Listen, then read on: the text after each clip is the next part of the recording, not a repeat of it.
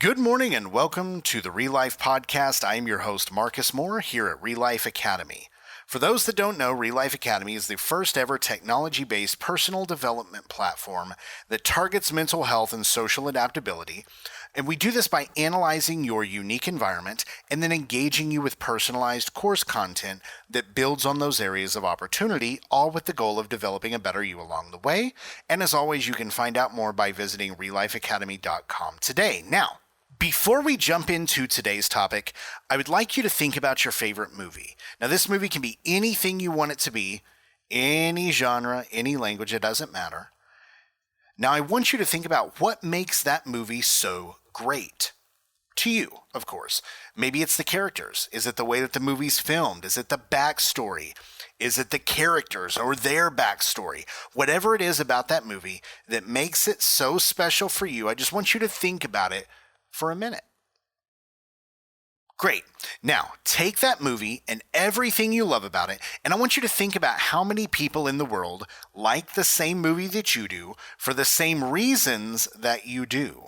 Now, we obviously don't have an exact answer for it, but something we do know is that when we look at the world around us and the things that we are passionate about or that we enjoy, a certain part of our brain, it lights up like the 4th of July.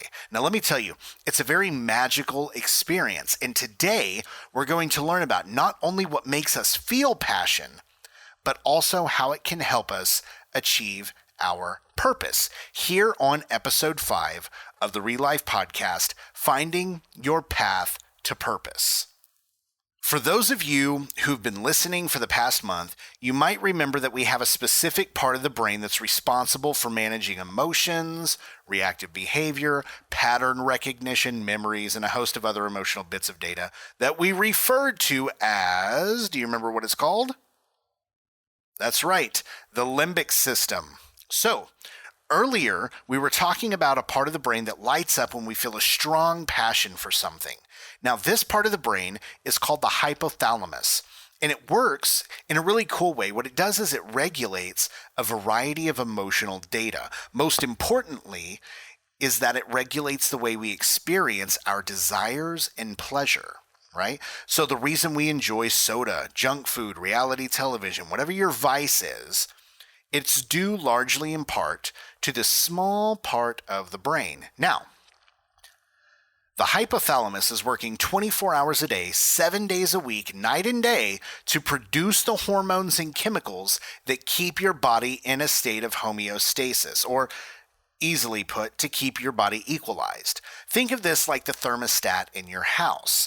If you crank it up high, the house is going to get super hot. It's going to get humid. If it gets too low, you're probably going to be very cold, and dad may even get on to you because he's not paying to cool the entire neighborhood, right?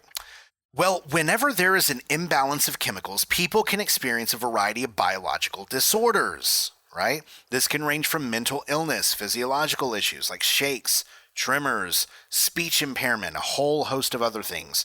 So what does this have to do with passion? That's what you're asking. Well, I'm glad that you asked. It's an excellent question. As we've talked about in a previous episode of the Real Life Podcast, we know that chronic stress causes damage to the physical structure of the brain. This means that experiencing negative reinforcement for years or decades from peers, family members, or even that internal kind of chatter, right, that you have with yourself, all of that can contribute to the overall decline in the way you experience the world around you, the way you process that. So, looking back on the question that I asked you in the beginning of this episode, we can see that while 2 or more people might have a small probability of liking the same movie for the same reason you do, the way in which those 2 people arrive at that conclusion, even more importantly, how strongly those people feel about arriving at that conclusion, is extremely complex and, might I say, very individualistic. You see, our brains process the world and the environment we live in, the routines, the habits we have, and they weigh those against a variety of opinions and values, right? So the ideas and the views that we hold, they're very special to us. These are what drive us to make decisions that change the world we live in each and every day. I know that many of you listening right now may be at the point in your life where you're tired of being on autopilot. Some of you are looking at the past 20 or 30 years and you're wondering, like, how did I get to be where I am right now? Maybe this is the life you always dreamed of. Or maybe you feel like it's too late to do anything about where you're at. The good news is that no matter where you are in your development, there's always the chance to do better, to make better decisions, and to do things that make you feel proud and accomplished. And I know a lot of people live with disorders that they feel they're almost permanent in terms of how they are with their personality, right? It's a permanent part of who you are. Let me make something absolutely clear to you right now. A disorder is not a terminal illness. Let's say this together.